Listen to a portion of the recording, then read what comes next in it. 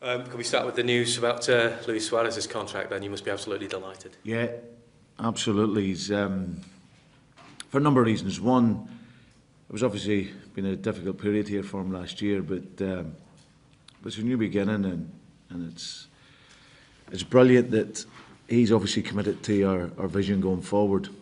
He's one of very few world-class strikers, and I think first of all it's great for the supporters. You know, I think he's shown the loyalty to them and the club, which is great, and his teammates. Of course, it's brilliant for myself to have someone of that quality that sees the way forward here and is excited to be a part of that. And I also think it's great for the Barclays Premier League. When you've got world-class players, you certainly don't want to see them coming out of this great league. And for someone like Lewis to be here and to stay here is fantastic for the country and the supporters. So I'm, as you can imagine, I'm delighted and I'm very pleased. You mentioned the tough time he had last year. What have you seen in his makeup of his character in terms of how he's dealt with that and how he plans to go forward? Well, I've had a lot of communication with him, even though he's only been here for a few days. And I've got to say, I can only judge him on what I know and what I've seen. And he's been an absolute breath of fresh air for me. He's a guy that he loves his football. He loves his football. His passion for the game is fantastic. You just see in these first couple of days, he just loves being on the field. You know, he's a little kid. You know, he loves to play, and that's the types of players you want. I speak to the medical people here, and they said that the only day you'll see him in the treatment room is in the first day when they're doing all the medical testing, and because apart from that, no matter what the weather conditions, he wants to be out on the field working and improving and getting better. So for me, he's been great. He's got a lovely smile, and he's a good guy, and importantly, he's a top-class player as well. So I'm really looking forward to working with him and hopefully helping him improve his game and taking him forward. And we were hearing reports that several other clubs were interested in trying to sign him. That must have been a concern for you. I mean, how strong were those overtures, if you like? Yes, very. Obviously, I was only in the door, and I was made aware straight away. I was actually on a break, and I'd seen a fax that had come in from another club. So it was they were genuine. There was genuine interest in him, but like I said, we spoke a lot. I think he's got his heart here at Liverpool, and like I say, it was an easy decision in relation to him because he loves the club. You know, I think it's obviously when there's a change of manager, there's always uncertainty maybe, but I tried to make it clear to him in a number of conversations and just keeping communication with him throughout the off-season, so that at least when he came back, he had felt that he had known me a little bit, you know. So it was, as I said, it's a very important signing for the club. He's still young, still got his best years ahead of him, and I'm delighted he's committed them to here. How is that likely to affect the position of maybe one or two of your other strikers here? Because obviously we know about all the interest that there was in Andy Carroll, and also we know about the interest maybe from Cardiff in Craig Bellamy as well. In terms of Andy, like I said, when I first came in, I had a conversation with Andy on where I thought he was at. And I think between now and the end of the window, then there's going to be players feeling a little bit maybe unsure, insecure, a new manager, and more players to come in. So I expect that. But I've got to say, Andy's been terrific. He knows exactly where he stands. You know, he's like every player and have to fight for the position. And you can't come to... There's not many clubs you can go to and be a guaranteed starter. But there's not many top clubs that you come to and you're a guaranteed starter.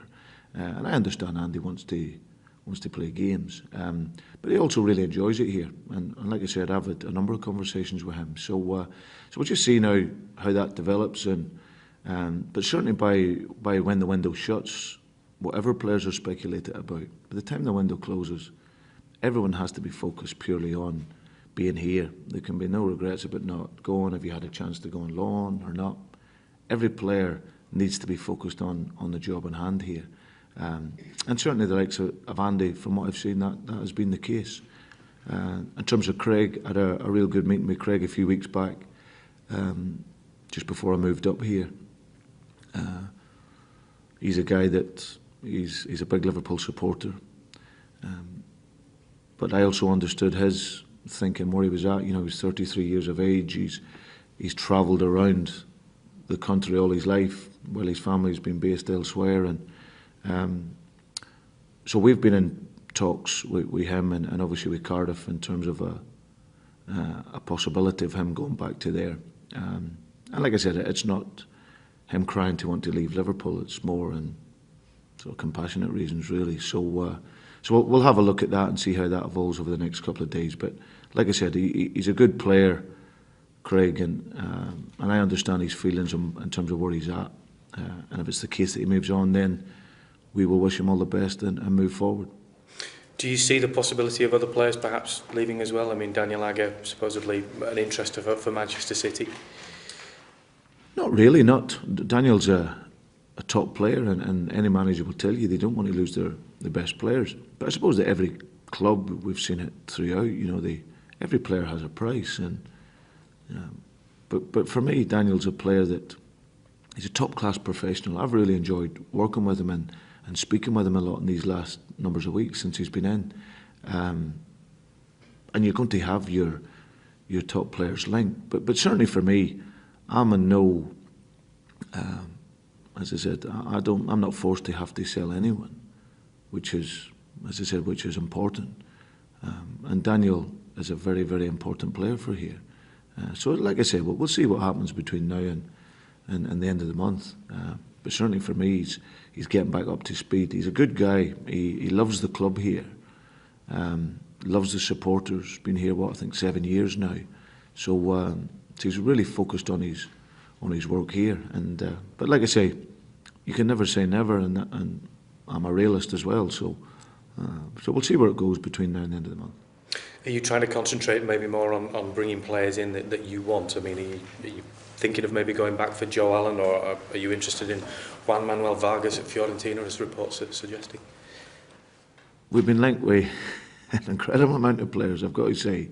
I've got to be honest, some players I've never even heard of, if I'm being honest.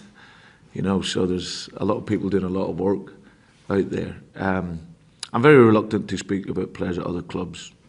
I know I've got a bit of work to do here. We need to improve the squad. There's no question about that. But unfortunately, it takes that wee bit of time. It's not as easy as maybe what some people think. So, especially when you are a club of this status. So, always it's a little bit more complex. But certainly, the intention is to bring in a few more players yet. And like I've always said, I'd love them to be in here sooner rather than later. But the most important thing is they're here by the end of August, and then we'll know the group that we're working with through until January at least. So, but we've got some very good players here. You know, I want to give a lot of the players here a chance. I know I needed to bring in a number of players just to even replace the ones that have left. But like I say, this is a club where people want to be at, and for me, like I say, there'll hopefully be a number of those will come in over the next couple of weeks. How much do you think you can learn from your squad in games like this against Gomel? Well, last week we were only 4 weeks, literally 4 weeks into our pre-season before we had our first competitive game. And I've said we've still got a lot of improvements to make. There's no question about that. If people expect us to come in here and after 4 weeks to be playing fast, flowing, fluent, dynamic football, then that won't be the case. That takes time. You know, there's a lot of work that goes into making a team play that way. And unfortunately, that time isn't 4 weeks. It's going to take longer than that. But certainly, what is important for me was the perseverance of the team. I'm really pleased with the openness and the honesty of the group. Every single day since I've been in here, they've given me their life every day. There's never been no one that has not given everything every day in training.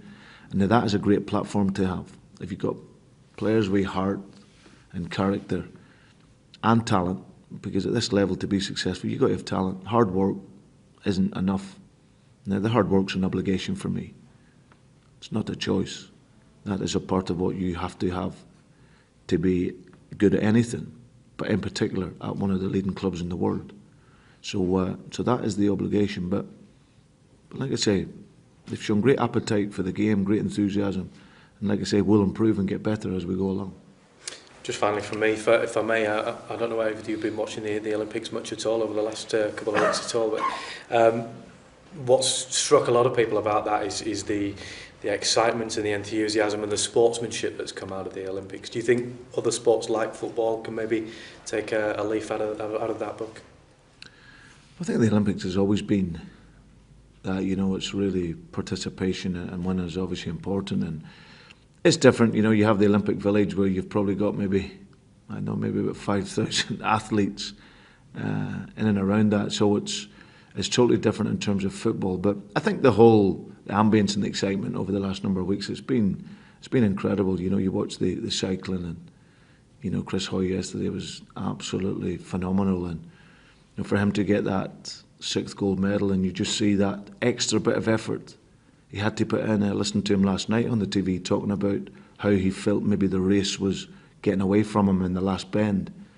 And you see visibly that extra 1% he had to put in to make sure he got round the corner in the lead, and then he went on to win it. And that's the difference in any sport. So I'm sure footballers and other athletes will look at that alone as an example, that you have to do that little bit more to succeed. And to be a success, and you have to earn it. And I think what we're seeing in the Olympics is an incredible achievement by all the British athletes, which is fantastic, and I'm sure there's plenty more to come. Thanks, Brendan. Just a couple, if I may.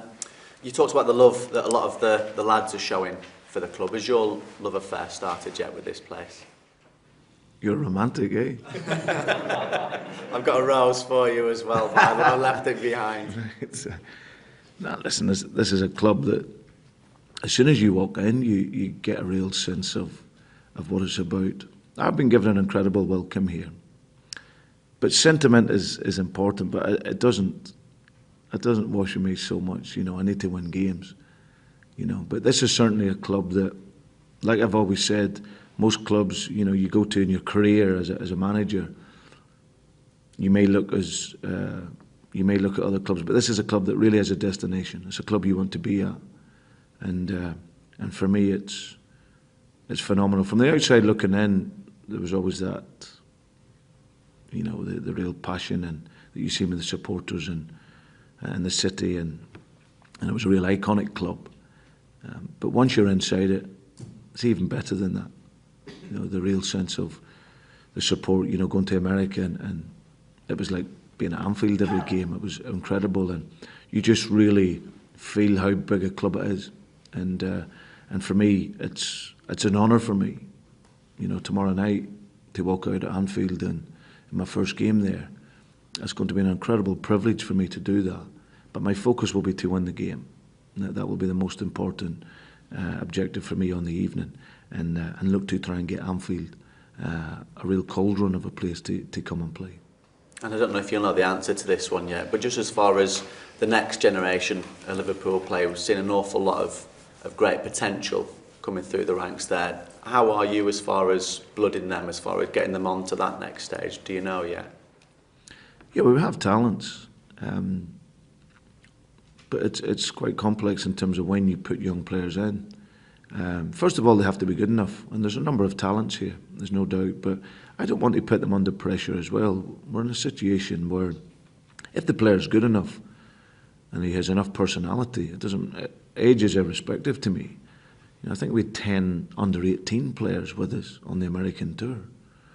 The young boy from Northern Ireland, Ryan McLaughlin, made his first appearance against Totti, and he's been called up to the full national squad now, which is fantastic. So for me, it's about talent and personality, and I've got to look at that, and obviously with my background in terms of youth players, that's always something that's close to my heart. But the player's good enough, he'll be old enough, and hopefully over time we'll see some of our young players coming through.